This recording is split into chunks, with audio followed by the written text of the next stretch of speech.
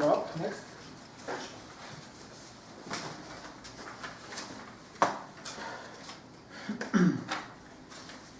A few months ago, I was faced in a situation where maybe a lot of you could relate to. So on the L, had my earphones in so I didn't have to pay attention to the world around me, and I had a wonderful app, Spotify. Who in here has one of these nice music apps? Pandora, Spotify, puts the music on shuffle. Well, I was listening to I was really into the music. I had it set on shuffle, so I would discover new music.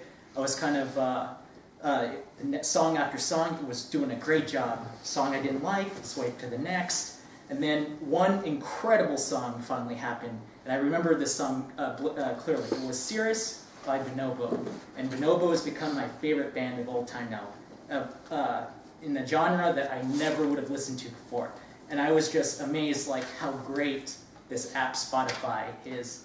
Like why the purpose of this app is to just like discover great music and just be involved. And then all of a sudden, as I was into the music, silence. My phone had just died. Battery died, took off my earbuds, and the anxiety came out. I have to deal with these people all around the train now. I think it's kind of funny that, you know, on public transportation, eye contact and curiosity are not two good qualities to have. Just kind of just sitting there staring at other people. No, you have to be very antisocial to fit in on the subway. But just like when you don't have your phone, your brain, you kind of find another distraction, your thoughts. Your thoughts kind of go into your brain, and my brain was thinking, and I was looking at these people, and it didn't occur to me that these were people. These were people just like me, who had lives that were just as complex as mine. Inside jokes, friends, strifes, struggles, successes, all things that I would never know or experience.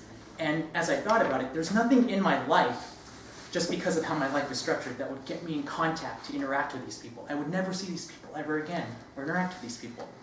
And it made me wonder, even more existentially, there's just so many people and things that you will never experience just because of the circumstances of your life. So it kind of got me thinking about this idea known as bubble hopping. You know, like what can I do to have more novelty experience? Because if you really think about it, the structure of your life determines what happens in it. And that's really sad to think about. We basically see life through our own filter, and our decisions are completely based on our preferences, what we like to eat, what we like to see, what we like to do, our preferences. So it made me thinking back when I was a little younger, as I was thinking more about this. I've been a chef in Kansas City, and I needed to make a little extra money in the nighttime because I was cooking in the daytime. I was like, oh, I'll just find another restaurant to cook at. But I thought to myself, no, what if I did something really just like unrelated to cooking to spice things up? So I went on Craigslist, found an opening for a job to be an amateur producer for amateur comedians and music artists, which I have no experience in, or have no idea why I would choose something like that, but it seemed interesting at the time. And it led me to work with some interesting people. And I remember one concert I was working with this dubstep artist, and he brought in a very, very incredible laser show guy named Devin. And I'll always remember that night because I'd never seen anything like that in my entire life. Just like this intense art of like lasers and darkness that I've never seen before. And after the show was over, you know, he said his goodbyes. So I guess I'll go look for a hotel now. So I thought to myself, other opportunity. No, you're not. You should crash with me. I'm a cook. I'll cook you some meal and you can crash at my place. Because I thought in my mind, this guy seemed interesting. Maybe he has something I could learn from. So I invited him to my house, and we hit it off real well. He told me all about the music industry, just things that never would have, I would have experienced had I, worked at someone with the food industry. And he told me about this thing called couch surfing, because we talked about travel. And he says like, oh, this is just like couch surfing. This is a social media site where you can stay with locals for free and crash on their couch, and they'll show you all around and stuff like that. And the rest is history. From there, I bought my plane ticket to Iceland and planned a trip to backpack Europe. And it was extremely inexpensive because I didn't spend a single dime on a hotel. I stayed on couches for 2.5 months straight. And it was the most incredible experience. I don't have enough time to explain all that happened, but let's just say it was a wild ride. So that made me think more about this idea of bubble hopping. And it made me think about this idea of just letting go of control. For example, if you let go of control, it's sort of a quick fix to make your life more interesting, or if you're needing inspiration at the time. I mean, just one conversation with a total stranger is enough to open up a ton of unheard possibilities. Next, it leads to unknown experiences. I mean, taking a job that was completely out of my realm led me to meet people that I never would have come in contact with, and it led to discoveries that I never would have known. That's like 4 degrees of just like bubble hopping separation. It's incredible.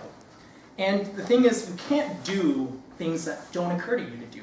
I mean, think back to the Spotify app. Who's here come across a musician or an artist that you discovered on Shuffle that just blew your mind? Just like, on occasion you'll get a lot of good artists, but just one that just like really changed and enhanced your experience for appreciating music. That's what these apps are for. I mean, honestly, why can't we apply this idea of hitting shuffle to our own life? Why is it that we only limit it to our taste in music?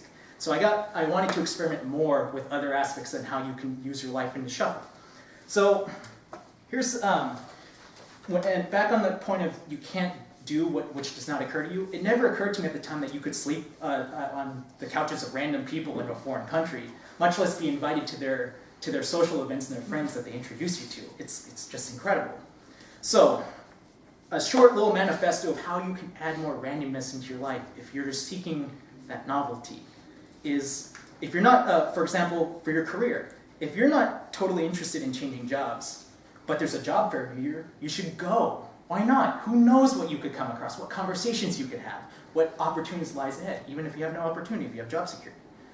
You should invite an interesting person out to lunch. I've done this many times, like just calling up random like people in low and high places here in the business that are doing interesting things.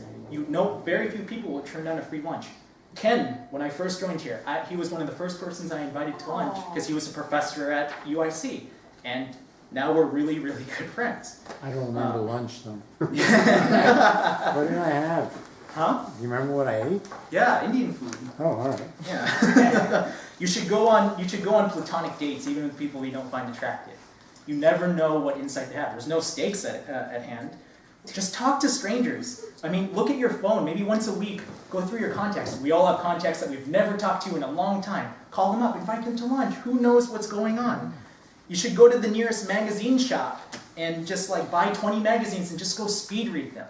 I mean, imagine going to a movie theater and just, instead of deciding what movie you're going to see, go to the movie of the person in front of you in line and just watch that movie. And then one of my favorite ones that I'm experimenting now is called subscription swapping. Who here has a subscription to Netflix, Hulu, or YouTube, or whatever? We all have some sort of Vice subscription. Why not, even if you don't have a subscription, maybe you subscribe to a coffee at Starbucks on a daily basis. Use that monthly subscription money, and next month maybe put it to a different kind of subscription. If you like Netflix, try Audible, or Blinkist, or try putting it to a CSA to get farm fresh food instead of your coffee on a daily basis. These are all different things that you can do by just seeing it through a different filter, adding more randomness in your life. So I leave you with this. Bubble hopping and letting go, whether the decisions are big or small, have really enhanced my life, much in the same way that Spotify's enhanced my music taste. And even though if you don't have any interest in leaving your bubble, if your bubble is positive and stuff, or you're just stuck creatively, you can always give into randomness and bubble hop and talk to strangers.